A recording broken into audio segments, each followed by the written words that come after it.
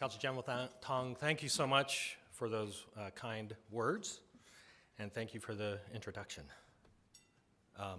I'm kind of the re-gifted chairman taking on the second time, so of course no need for large introductions. Good afternoon, ladies and gentlemen, distinguished guests. Thank you for taking time out of your busy schedules to join us for this other inaugural event, and we're really happy that you could be here and take time out of your busy schedules to hear what's happening at AmCham. It's really an honor to serve our members as AmCham Chairman for the second term in 2017. I would like to thank Peter, the nominating committee, and the Board of Governors for their confidence and support. I look forward to working with everyone to help achieve another successful year at AmCham. I especially look forward to working with our new president, Tara Joseph. I think to reiterate and add to some of the comments Steve made, we are truly blessed to have someone of Tara's caliber stepping up into the position and leading us into the future. She's an energetic leader with exceptional communication skills, a deep knowledge of the regional issues, and a vision and passion for Hong Kong's success. It has been a pleasure for me to get to know you, and I can tell you she's really chomping at the bit to join us, and we can't wait to see you in the office in February. So welcome on board, and on behalf of the Board of Governors, thank you for joining us.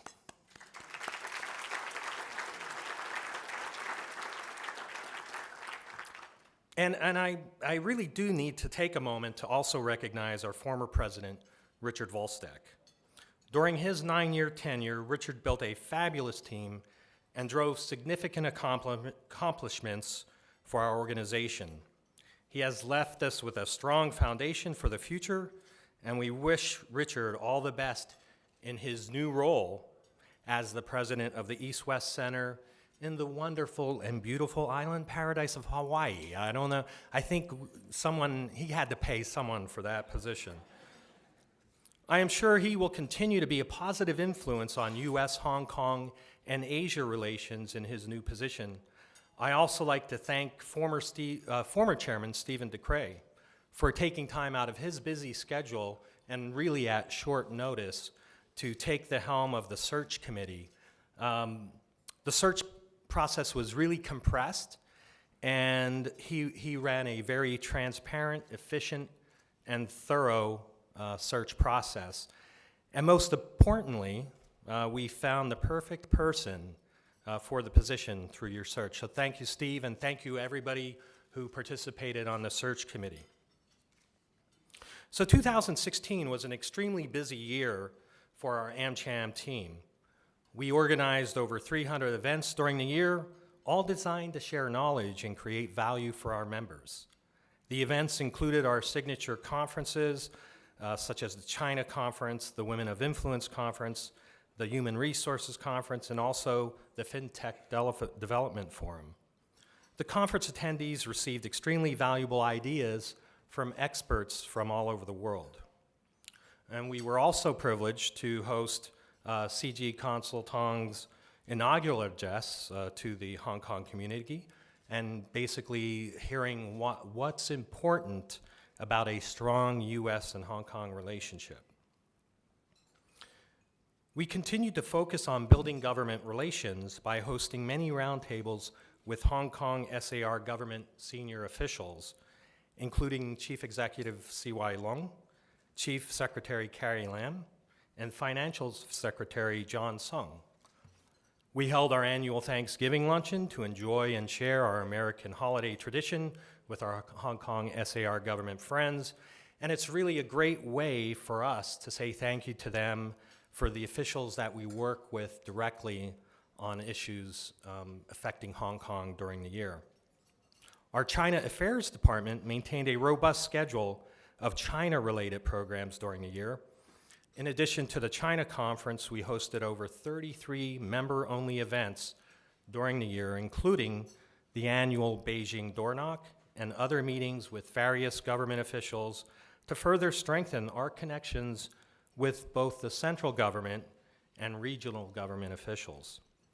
We held numerous business delegation trips to China, including visits to Zhuhai, Shenzhen, and Beijing, meeting with top executives at benchmark Chinese companies such as DJI, Huawei, Harvest Fund Management, and GRI.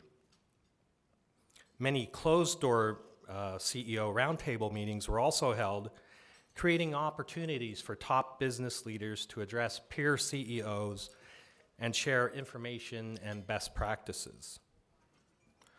Our various committees, in conjunction with our board and our strategic group leadership, continue to research, develop, and provide policy submissions on a variety of issues being worked on by the Hong Kong SAR government. Our most recent submission was the annual list of recommendations to the chief executive for his policy address based on extensive input from all of our committee members. We really appreciate the Hong Kong SAR government's vision and efforts to maintain Hong Kong as one of the leading cities of the world and their openness to seeking input from the business community.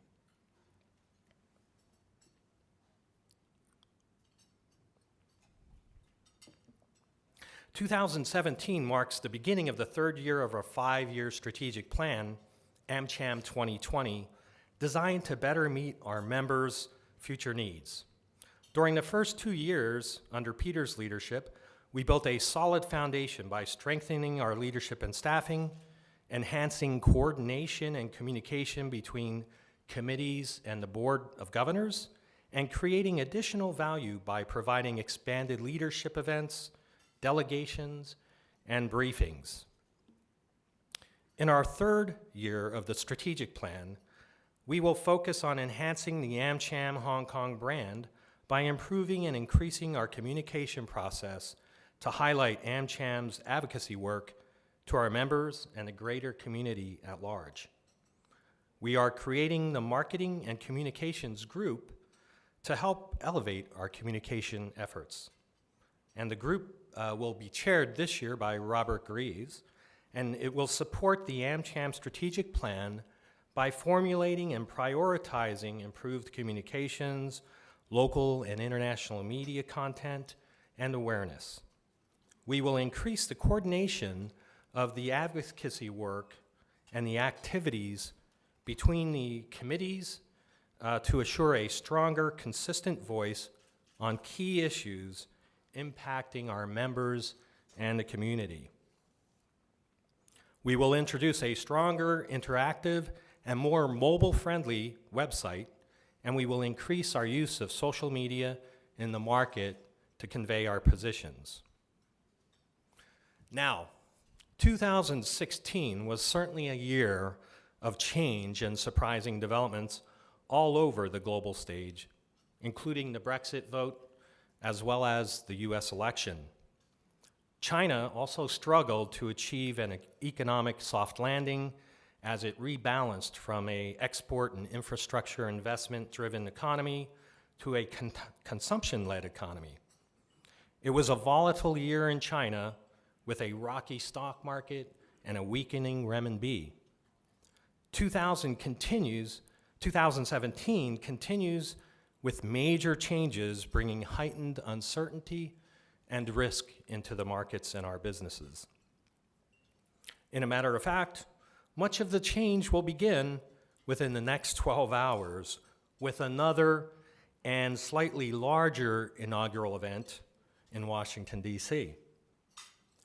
New leadership in the U.S. will bring new challenges and opportunities on trade in the Asia-Pacific and with relations with China. Although there has been much concern that the new administration will have a negative impact on trade and business around the world, it really remains to be seen. There are even signs that there may be some positive developments. For example, the IMF just increased the U.S. economic growth forecast to 2.3% this year and 2.5% for 2018. As a result of likely U.S. tax cuts, regulatory reform, and an increase in infrastructure investment by the new administration. Now, this is a significant improvement from the 2016 growth rate of 1.6%, and it really could have a positive impact for trade and business activity here in Hong Kong and in China and Asia. So in this environment, it is really important to remain engaged and increase the communication and the understanding between all parties. Given the loss of the Trans-Pacific Partnership, AmCham will continue to push and promote the related goals of the treaty, free and fair trade, as well as continued U.S. leadership and commitment in the region.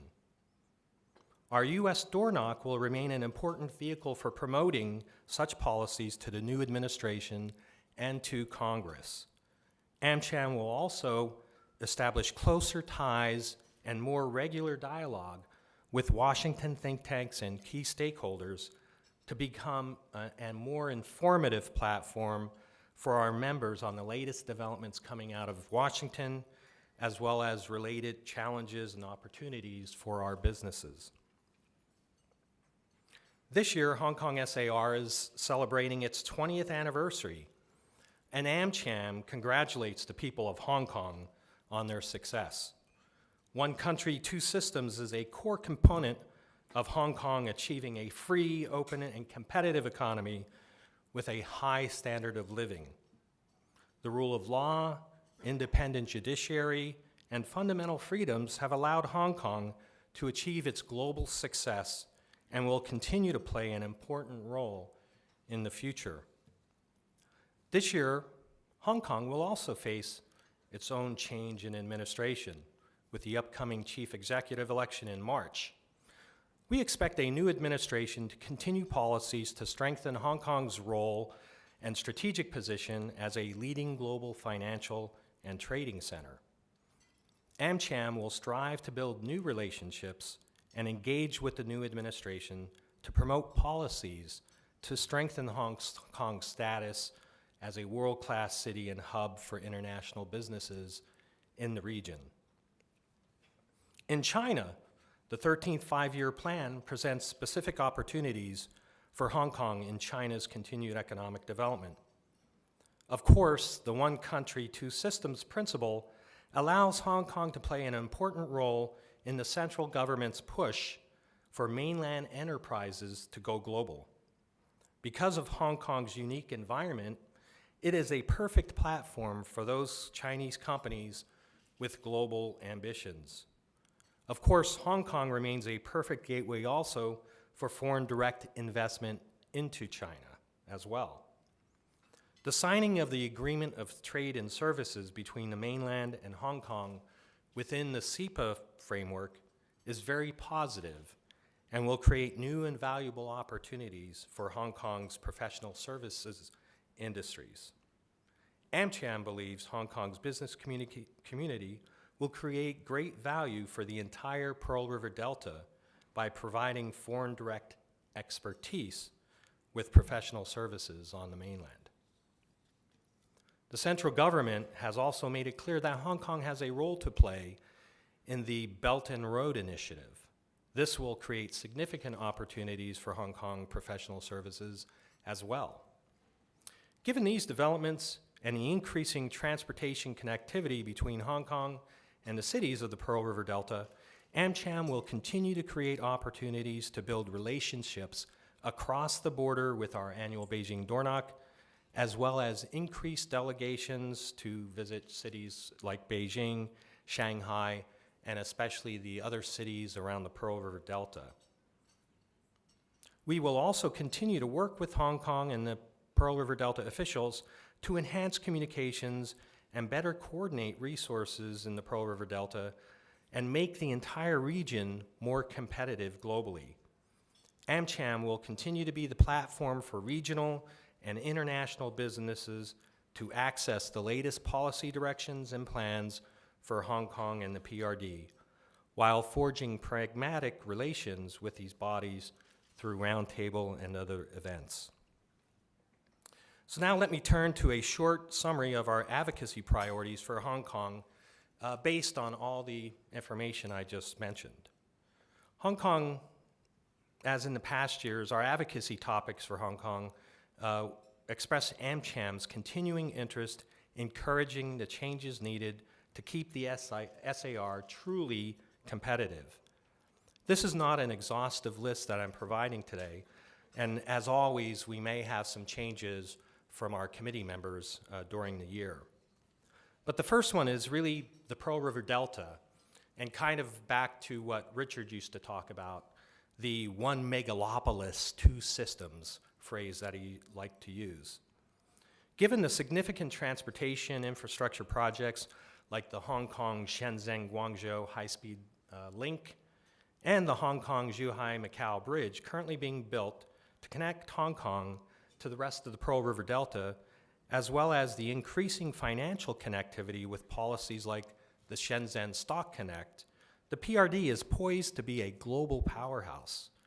Better coordination of the strengths across the border, like Shenzhen's tech manufacturing and R&D, with Hong Kong's strengths, like the expertise in finance and professional services, strong university system, and international connectivity, would really create a formidable competitor around the world.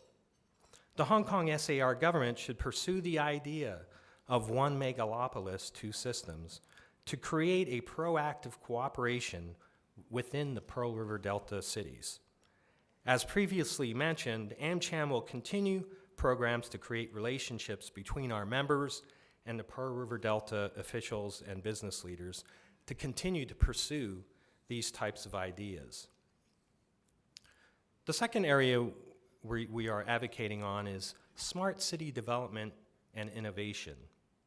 AmCham believes utilizing the rapidly evolving telecommunication and information technology to develop Hong Kong into a smart city will unlock huge opportunities for growth in the city. The Hong Kong government has actually launched a number of initiatives over the past few years, and this week, Chief Executive C.Y. Leung announced an allocation of 500 million Hong Kong dollars for the Innovation and Technology Bureau to assist the government to use technology to enhance government services. In addition, he announced another 500 million Hong Kong dollars for the Innovation and Technology Fund for Better Living. So we really applaud these types of developments. In our policy address submission, we recommended that Hong Kong also create a Smart City Development Council to better coordinate the efforts amongst the various departments and agencies to help expedite this development. Given the importance of this area, AmCham will establish a Smart City group within our organization to help us to be a leading voice and an active participant in shaping Hong Kong's smart city vision and initiatives. We believe U.S. companies and multinational firms will have a strong role to play in this area. The third area is education and a multi-talented workforce. In order to remain competitive, especially as international financial center and smart city, Hong Kong needs to educate, develop, and retain top talent. Hong Kong should assure that the education system can meet the needs of new industries with improved IT literacy, English proficiency, vocational training, and global awareness. Labor policies also need to be revised to assure the city is able to attract and retain high-quality talent, including from overseas if necessary. AmCham will continue to advocate for workplace diversity and inclusion to ensure Hong Kong remains competitive in attracting top talents required for building an innovative and smart city. The fourth area of advocacy is Hong Kong's Belt and Road opportunities. With a stable legal system and position as a hub for the movement of capital, information, and people, Hong Kong is exceptionally well placed to commercialize opportunities from the Belt and Road initiatives. AmCham applauds the Hong Kong Monetary Authority's decision to establish the Infrastructure, Financing and Facilitation Office to help Hong Kong take full advantage of the Belt and Road business opportunities. AmCham encourages the government to continue to work with the mainland China officials to establish Hong Kong as a premier choice for financial, legal, engineering and design, and consulting services related to this initiative. AmCham will continue to monitor the developments in this area and share information with our members. So those are the 4 advocacy areas that we'll be concentrating on during the year 2017. Before I make my closing remarks, just let me take this opportunity to thank many special people that make AmCham work and are great partners. And I just want to kind of reiterate some of the comments from both Steve and Peter regarding our great friends at the U.S. Consulate. Consul General Tong, you've had a very busy first 6 months on the job, and we really appreciate the tireless efforts and the energy that you bring in promoting America's friendship and mutual interest to the people of Hong Kong. On behalf of the American business community and the broader community, thank you very much for your exceptional leadership and the service during your initial first 6 months or so in the city. AmCham has always enjoyed a close working relationship with the U.S. Consulate, and the past years have been incredibly productive and enjoyable for all of us that interact with your team. We truly appreciate the close support that you, Deputy C.G. Hodges, and the entire U.S. Consulate team provide AmCham throughout the year. So just a third time, I would just like to do a round of applause for all the CG folks here.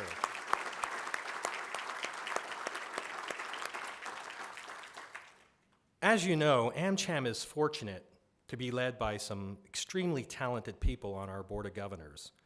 They are world-class leaders, and it is a privilege and pleasure for me to work with them. I would like to thank my fellow board members for your dedication and time to AmCham. It's a thankless job, and we do not pay any additional money, so we really do appreciate all the time and efforts from our volunteers. In 2016, we lost 3 of our governors. They left Hong Kong, unfortunately, but for good reasons.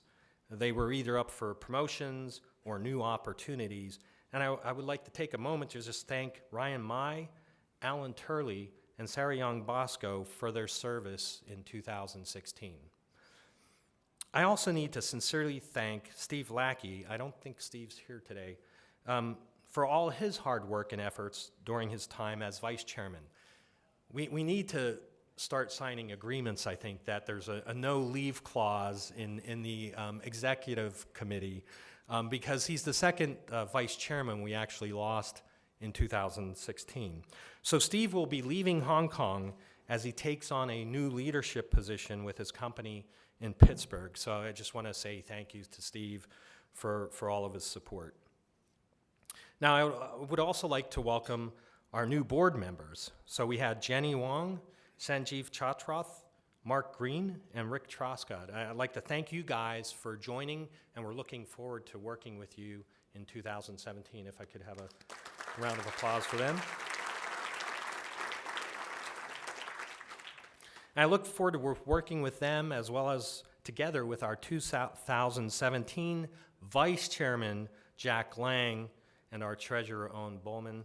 And we're not going to let Jack have a card to get out of Hong Kong for 2017 and 18. So we're looking forward to a great year with the entire team.